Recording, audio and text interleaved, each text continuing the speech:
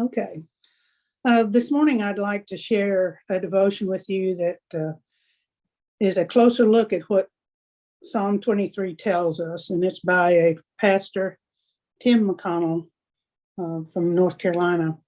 I would like to read Psalm 23 before we start the devotion, just to keep it in mind. The Lord is my shepherd, I shall not want. He makes me lie down in green pastures. He leads me beside quiet waters. He restores my soul. He guides me in paths of righteousness for his name's sake. Even though I walk through the valley of the shadow of death, I will fear no evil. For you are with me. Your rod and your staff, they comfort me. You prepare a table before me in the presence of my enemies and anoint my head with oil. My cup overflows. Surely goodness and love will follow me all the days of my life, and I will dwell in the house of the Lord forever. We often closely associate the 23rd Psalm with a funeral service and comfort for the family during the time of death. But in all reality, these verses can provide comfort for our everyday living and support for our daily faith journey. David, a shepherd boy, the author of this psalm, and later to be known as the shepherd king of Israel, writes as a sheep would think and feel about his or her shepherd. The Lord is my shepherd. This implies a profound yet practical working relationship between a person and the Creator and Savior. I belong to my shepherd because he created me as an object of his affection. He bought me back when I turned against him in sin, and he continually cares about me. So if the Lord is my shepherd, then I shall not want. There is nothing that is lacking in my life and nothing that I desire that he cannot provide within his will and within his timetable. However, as his sheep and as followers of Christ, we are not guaranteed immunity from the knocks of life and the problems of living in a flawed world, but we can claim a shepherd who will provide all our needs. He makes me lie down in green pastures. This gives us a picture of rest and assurance. Sheep will not lie down if they are afraid, if there is conflict among other sheep, if bothered by insects or parasites, or if they're hungry. Since we are his spiritual sheep, Jesus is our shepherd, can take away from us the fear and tension between and among each other, the aggravations of the things that bug us, and he can satisfy the hunger that we have for heavenly things. It is then when we become free to lie down in green pastures.